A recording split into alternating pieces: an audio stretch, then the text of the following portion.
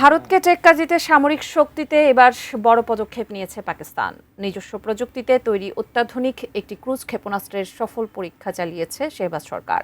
আর ঠিক একই সময়ে পাল্টা সামরিক মহড়া শুরু করেছে দিল্লি। কি এমন সক্ষমতা রয়েছে এই পাক মিসাইলে, যা মোদী সরকারের কপালে নতুন করে চিন্তার ভাঁজ ফেলেছে? বিস্তারিত জানাচ্ছেন মেহেদী হাসান। ভারত পাকিস্তান সীমান্তে চলমান উত্তেজনা আর পাল্টাপাল্টি সামরিক প্রস্তুতির মধ্যেই নতুন করে ক্ষেপণাস্ত্র পরীক্ষা চালিয়েছে পাকিস্তান। এর মাধ্যমে নিখুঁত নিশানায় আঘাত হানার সক্ষমতা দেখিয়ে নিজেদের সামরিক শক্তির স্পষ্ট বার্তা দিয়েছে ইসলামাবাদ। এতে আঞ্চলিক শক্তির ভারসাম্যে নতুন এক সমীকরণ সামনে এসেছে। এই প্রেক্ষাপটে পাকিস্তান নৌবাহিনী তাদের দেশে তৈরি তৈমুর নামের একটি আকাশ থেকে নিক্ষেপণযোগ্য ক্রুজ ক্ষেপণাস্ত্রের সফল পরীক্ষা চালিয়েছে। দেশটির সামরিক বাহিনীর মিডিয়া শাখা inter services public relations ISPR জানিয়েছে, এটি একটি জাহাজ বিধ্বংসী অস্ত্র ব্যবস্থা, যা সরাসরি ফায়ারিংয়ের সময় নির্ধারিত লক্ষ্যবস্তুতে অত্যন্ত নিখুঁতভাবে আঘাত এনেছে এবং এর অপারেশনাল প্রস্তুতিও নিশ্চিত করেছে। কোয়ালিটি সম্পন্ন আন্তর্জাতিক মানের still bar CSRM, committed for better still. বিবৃতিতে আরও বলা হয়েছে, এই ক্ষেপণাস্ত্র দূরপাল্লার সমুদ্রের যে কোনো হুমকি আগে থেকেই শনাক্ত করতে পারে।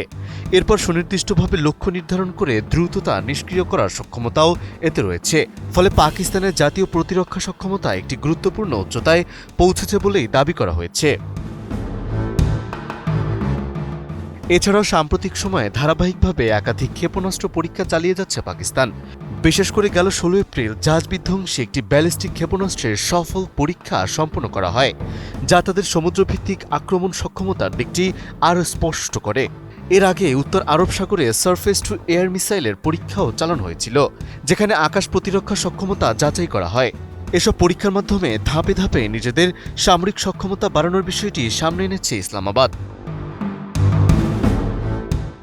অন্যদিকে পাকিস্তানের ক্ষেপণাস্ত্র পরীক্ষার প্রেক্ষিতে শুরু থেকেই সতর্ক অবস্থান নিয়েছে ভারত।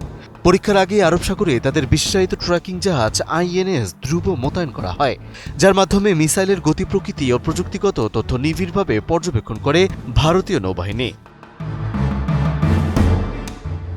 পাশাপাশি পাল্টা সামরিক প্রস্তুতির অংশ হিসেবে 22 থেকে 25 এপ্রিল পর্যন্ত আরব সাগরের একটি বিস্তৃত এলাকাকে নো ফ্লাই জোন হিসেবে ঘোষণা করেছে দিল্লি।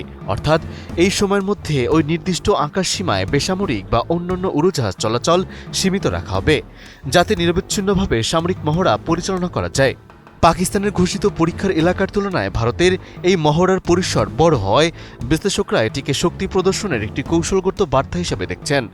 একই সঙ্গে প্রতিরক্ষা মন্ত্রী রাজনাথ সিং হুঁশিয়ারি দিয়ে বলেছেন, পাকিস্তান যদি কোনো দুঃসাহসিক পদক্ষেপ নেয় তবে তার জবাব শক্তভাবে দেয়া হবে।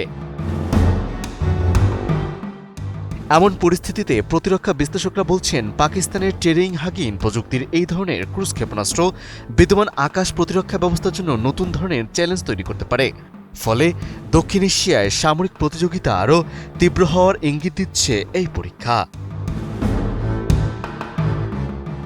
মেহেদী হাসান, ATN নিউজ।